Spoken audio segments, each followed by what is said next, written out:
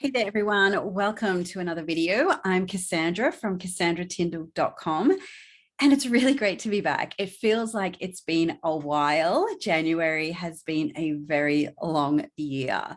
So today we're going to be talking a little bit about the theme of this first week of January and that feeling of getting back to regular programming. And oh boy, I'm so glad for that.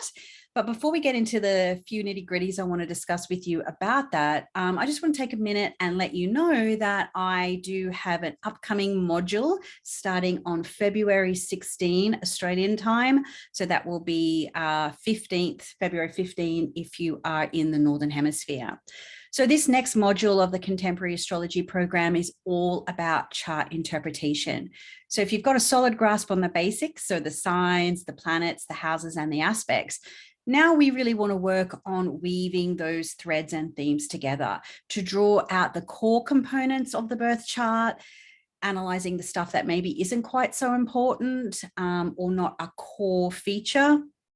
So being able to weave all those threads together and deliver a very clear and confident chart interpretation. So this is ideal if you want to start making that leap into doing readings for family and friends, even clients, or even just to know your own birth chart better. So this is going to help you draw out the good parts of the chart and how to discuss maybe the not so great parts of the chart as well. It's going to be very practical, very hands-on, and you will get plenty of my personal tips for drawing out those key features and how to deliver them with clarity and confidence.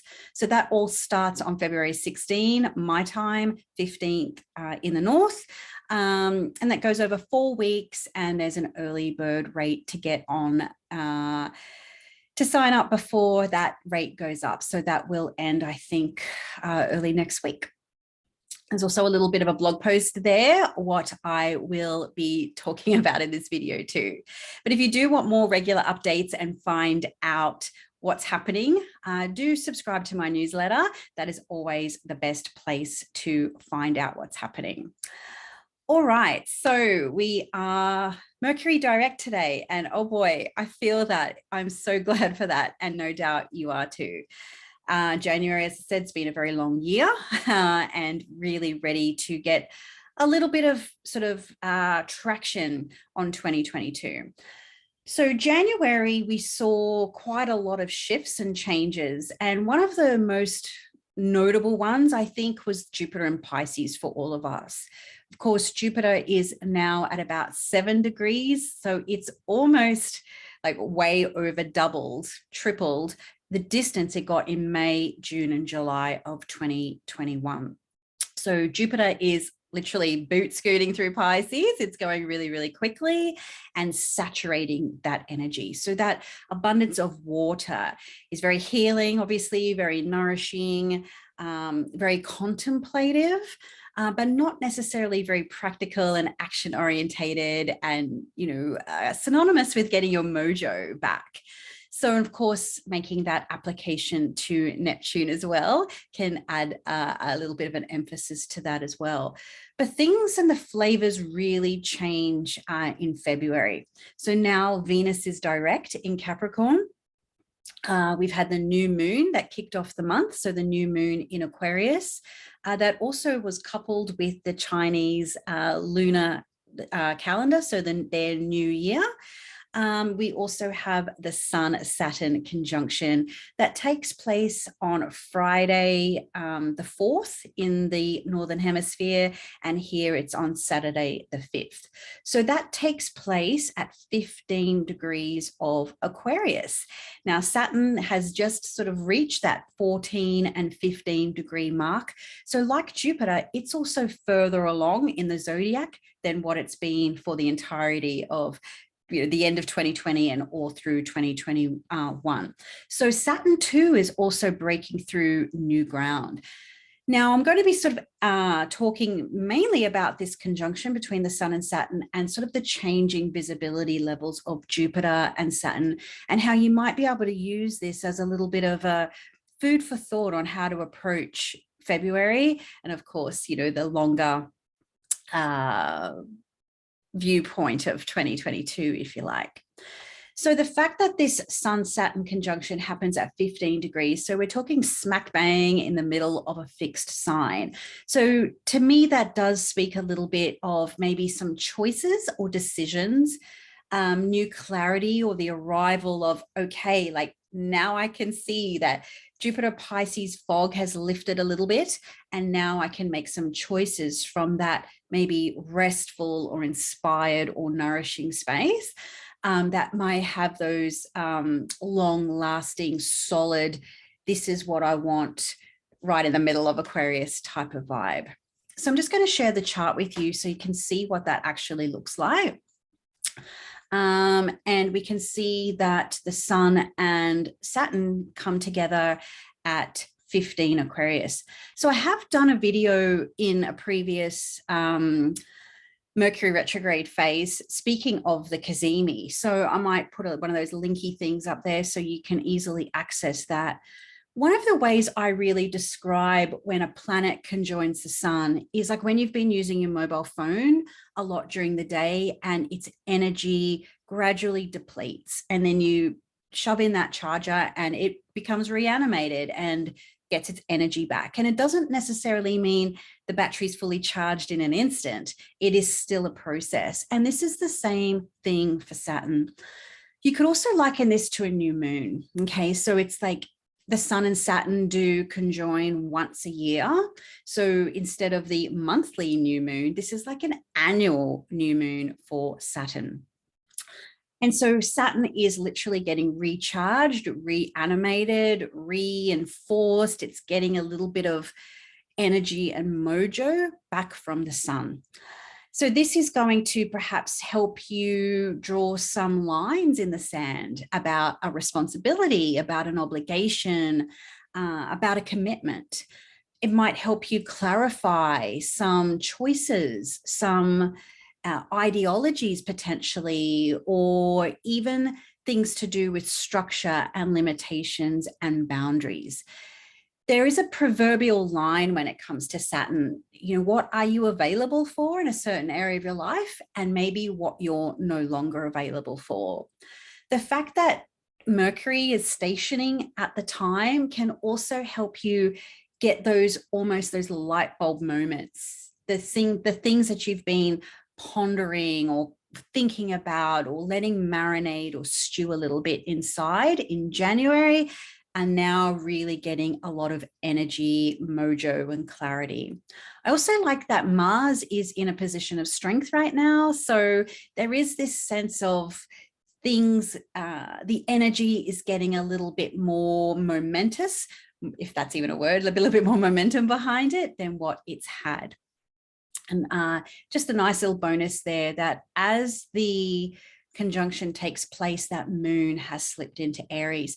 So there is that very action orientated vibe to this Sun-Saturn conjunction, also known as the cazimi. So there's an interesting thing that takes place during this month. And as Saturn is reanimated and it will start to separate from the Sun, or more officially, the Sun separates from Saturn because it moves quickly, or more quicker than Saturn. And what eventually happens is by the time we get to around the 18th, 19th, the Sun will move into Pisces. And what you'll notice here is that even though there's this gorgeous co-presence here, which can really light up the Pisces part of the chart, what happens is there's a little bit of a kind of a handover, takeover energy between Saturn and Jupiter this month. So as Saturn slowly starts to gain enough distance from the Sun, it will start to become visible in the morning sky at around the 20th, 21st of February. So what we have here is enough distance, which is 15 degrees, that Saturn is no longer considered to be under the beams of the Sun. So it's like having a, if you like, crescent moon of Saturn when we're referring it back to the lunar cycles. So this is the time where we will really start to get some traction on the Saturn parts of our charts, the Aquarius parts of our charts. So Saturn does take a little bit of a, dare I say, a dominant feature of this particular month, particularly due to the new moon being in Aquarius and Saturn ruled in February. So as this takes place, you will also note that Jupiter will slip into the rays of the sun and as in that combustion phase, or moving towards that combustion phase, which is around 8 degrees. So as Saturn becomes visible, Jupiter becomes invisible. Now, that's not to say that there is like raining on that Jupiter in Pisces parade. It's still wonderful. It's still going to give benefit and blessings in the way that Jupiter in Pisces can, but there might just be, okay, we need to structure this. We need to have some kind of scaffolding around these dreams. We need to have some kind of focus or traction on the vision. And so together, this really reminds me of a phrase. Now I've got to think about it, how to word it correctly, is a goal without a plan is just a wish. So as we move into February, as the sky really starts to open up for action, clarity, and movement, do draw on that Jupiter and Pisces dream-like state, or a little bit vague and confused and restful, and take that with you. And what did you learn from January? Maybe what did you feel from January, or what insights did you obtain that you can now draw forward and structure them in some way? This might mean organizing your calendar more effectively, or getting some kind of skeleton structure on how you want your working days to look, or maybe it's about your finances, or maybe it's about relationships for you. So while Saturn does take a little bit of a dominant energy at the moment, we still have Mars and Venus in Saturn ruled signs of Capricorn. And then by March, they'll still be in Saturn ruled signs of Aquarius. So we are in a Saturn dominant phase. Now, this doesn't have to be like a party pooping thing. It can just be, okay, we've had our little break. We've had our little rest and renewal and recharge. Now, what are we going to do with that? So that's just a few insights for the month of February as we start to really get the wheels turning of the year. I have to say for myself, I am so glad for this week. I remember a year ago when I was writing horoscopes for 2022 and I saw this dynamic. I'm like, wow, like 2022 really starts in that first week of February. So I'd love to know in the comments below, how has January felt for you? What are you looking forward to in February? And are you starting to feel that there's a road opener taking place here? Maybe that air conditioning is starting to work and you could see clearly through the windscreen now, whether it's ice in the Northern Hemisphere or the intense humidity we've got down here in the South right now. That air conditioning or the heating, whatever it is really allowing for that vision, that clarity, and that perspective that may not have been quite so clear so far this year. So I'd love to know your thoughts below, and I look forward to catching you in a video sometime very, very soon.